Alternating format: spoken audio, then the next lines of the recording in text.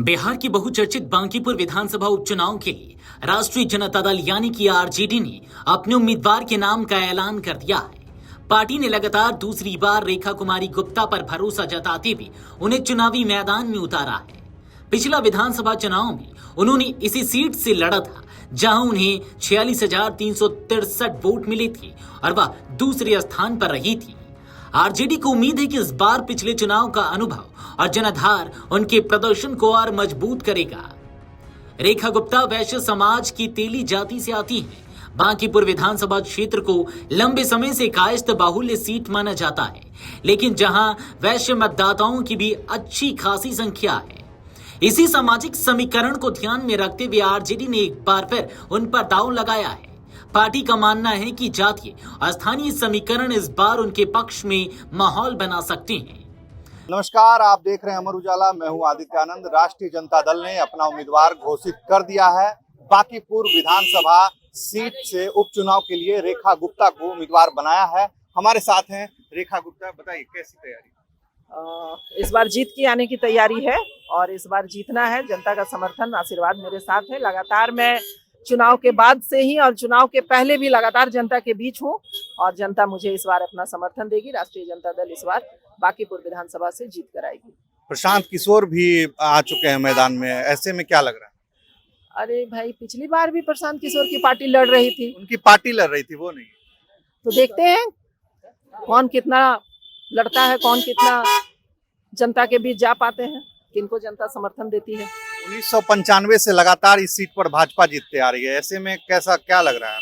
उस हिसाब से, जिस हिसाब से यहाँ से के लोगों ने उनको अपना मैंडेट दिया, 40 वर्षों से एक परिवार को ये सत्ता मिली रही, लेकिन उन्होंने जनता के लिए कम और अपना विकास ज्यादा कर लिया। पिछली बार आप देख सकते हैं कि चुनाव जीते और अपना विकास करके वो दिल्ली चले गए। जनता को पूरा बांकीपुर नेता विहीन, विधायक विहीन, सुविधा विहीन बनाकर वो चले गए। वो तो पार्टी का। आज भी देखिए, बरसात आने वाली है, कितनी नालियों की उड़ाही हो रही है। इस बार पानी में जल जमाव में पूरा बांकीपुर डूबने वाला है। मंदिरी नाले का ढकना, स्ट्रीट लाइट, अच्छी सड़कें, ये भाजपा कह रही है। आप कह रहे हैं कि अच्छी सड़कें हैं, चलिए मेरे साथ जनसंपर्क में। एक ही सड़क को 6 महीना में 6 बार तोड़ा जाता है और 6 बार जोड़ा जाता है, और ये सिर्फ और सिर्फ किसी एक पार्टी के कार्यकर्ताओं को पूरा टेंडर दिया जाता है। और ये टेंडरबाजी में पूरा बांकीपुर में जो जितना भ्रष्टाचार व्याप्त हो चुका है, उसे इस बार खत्म करना है।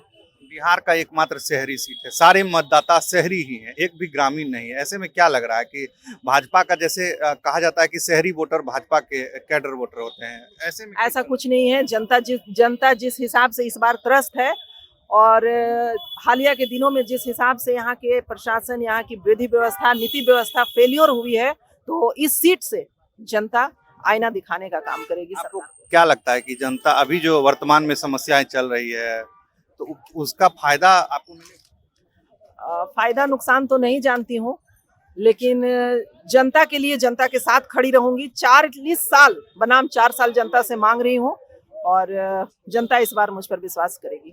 एक तरफ 63% से अधिक भाजपा का वोट शेयर है, आपका वोट शेयर 30% है। ऐसे में आप क्या चैलेंज लेते हैं? देखिए, बांकीपुर बिल्कुल अभी एक्सेप्शनल केस हो चुका है। यहाँ की जनता त्रस्त है, बदलाव चाहती है और गणित में अभी यहाँ की जनता को नहीं जाना है, यहाँ परिवर्तन चाहिए।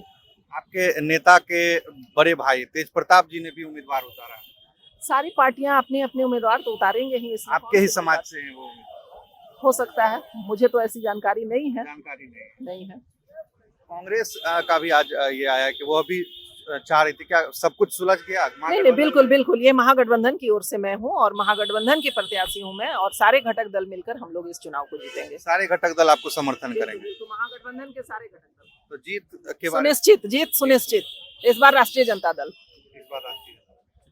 जीत सुनिश्चित, जीत का दावा इन्होंने कर दिया है और जो चुनौती है उसको ये नहीं मान रही है। कह रही है कि पिछले 40 साल से जो एक परिवार की था, उनका साफ निशाना नितिन नवीन और उनके पिता नवीन किशोर सिन्हा पे था। हालांकि जो नितिन नवीन चले गए हैं, राज्यसभा गए हैं, उस पर भी इन्होंने निशाना साधा। प्रशांत किशोर को वो चुनौती नहीं मानते हैं।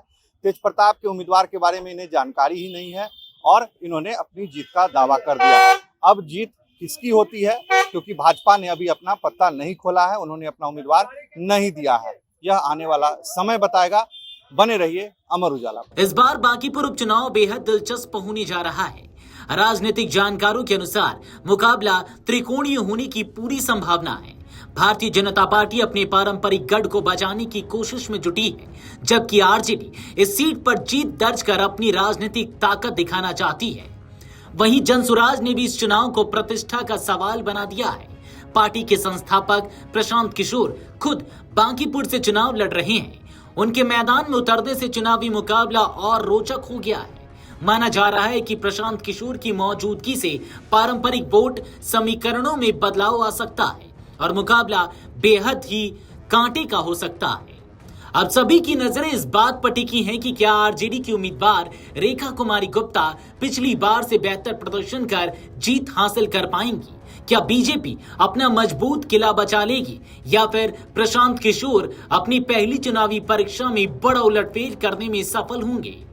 बांकीपुर का उपचुनाव बिहार की राजनीति के लिए अहम संकेत देने वाला माना जा रहा है। Video desk amarujala.com।